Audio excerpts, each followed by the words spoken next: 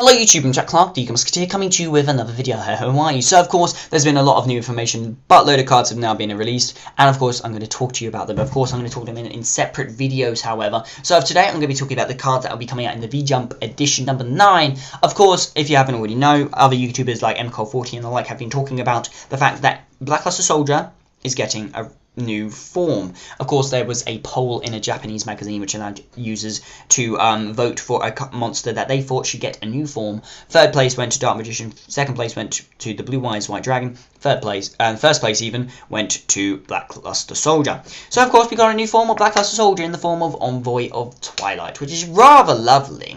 Of course, let's keep an open mind, it's not going to be more broken than Envoy of the beginning. Let's get this straight. There is no way they're going to make a better card than that. The fact that it's not banned, and they brought it back from being banned, is still mind-boggling to me. But considering the level of derp in today's meta, actually, I don't give a shit. But the card is okay, it is good. So, if you don't know the effect already, of course, it is going to be a Dark Warrior monster. It is level 8, 3000 attack, 2500 defense, just like its predecessor. Its effect is as follows. It cannot be normal summoned or set, and it must be special summoned first. It must be special summoned by having an equal number of light and dark monsters in your graveyard, and banishing all monsters of one of those attributes from your graveyard, and cannot be special summoned by other ways.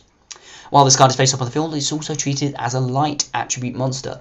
When this card is special summoned, you can activate one of the following effects, depending on the attribute of the monsters you banished for its special summon. However, you cannot conduct your battle phase the turn you activate either of the effects. So if you banished all your light monsters in your graveyard to summon this card, then you can banish a monster on the field, face up. If you banish all your dark monsters, then you can banish a random card in your opponent's hand, face down, until the end phase of your opponent's turn. So, immediately, we know this card is not very good. We say that actually, it is a good card. If we look at its merits, it has got buttloads. This is a card that you can be summoned from your hand without any actual interference to your on-field advantage or your hand advantage, and gives you a free 3000 attack point beta, which is compatible with a plethora of warrior support, plethora of dark support, namely Eradicate Epidemic Virus, of course, and it's 3000 attack point beta, which means you can pretty much attack over pretty much everything. And of course, if you banish a light monster in your graveyard, you can banish a monster on the field. So if you've got, my opponent's got a monster on the field that you can't attack over, you can just banish it. So on that note, fantastic card. But in context, not as good as it should have been.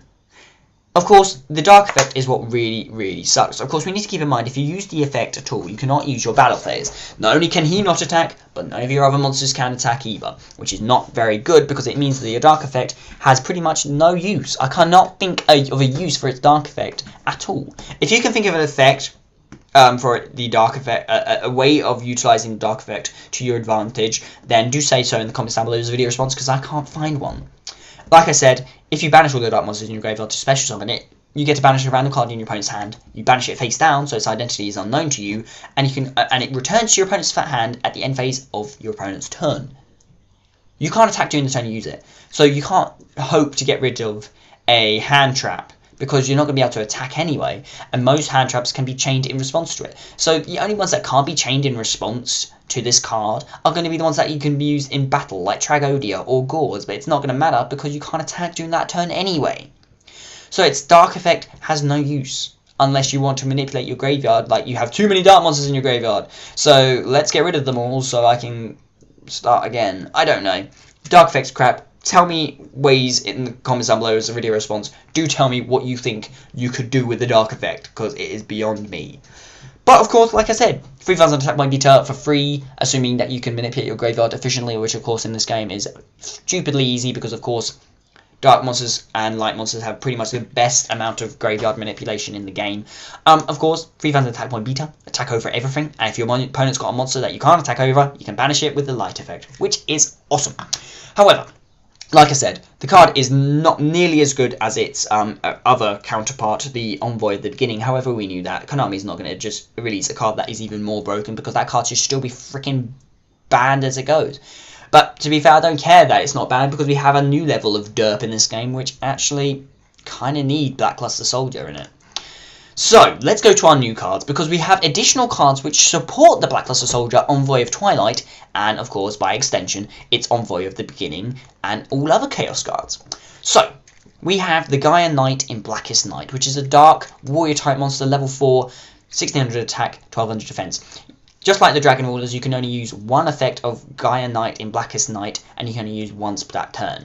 So, two effects, however. You contribute another dark monster you control to add a level 4 light warrior type monster from your deck to your hand, and if you do, you send one card from your hand to the graveyard. Its second effect allows you to banish a light monster in your graveyard, and then you get to target a monster you control, and it gains 500 attack until your opponent's end phase. So, on its own, it is a pretty good card, I guess. It allows you to banish a light monster in your graveyard to potentially bump itself to 2100 attack points until the end of your opponent's next turn, which is very nice, I guess. Of course, you can give the attack boost to some other monster you control.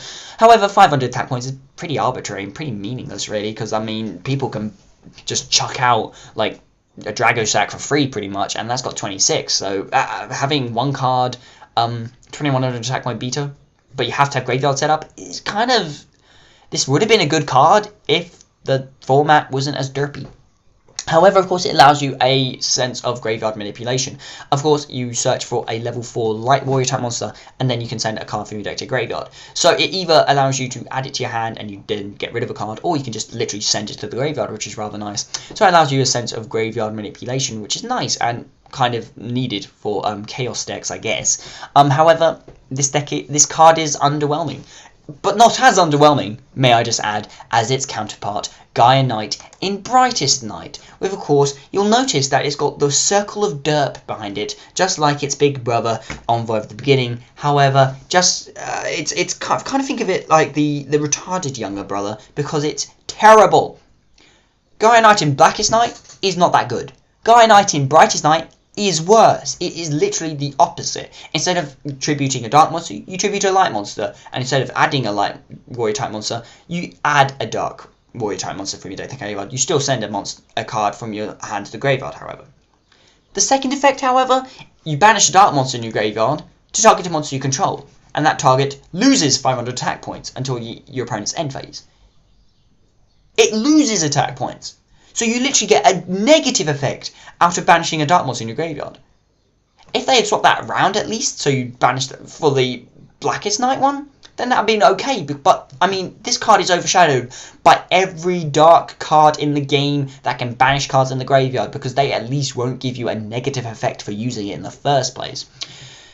These cards are rather lackluster. They have graveyard manipulation purposes, which is the point of them, which is nice, I guess. However, you need other cards on the field to utilize those efficiently, which, of course, these cards don't introduce some kind of spawning mechanic, which it doesn't allow you to just swarm the field with multiple cards, then tribute them off to add more cards.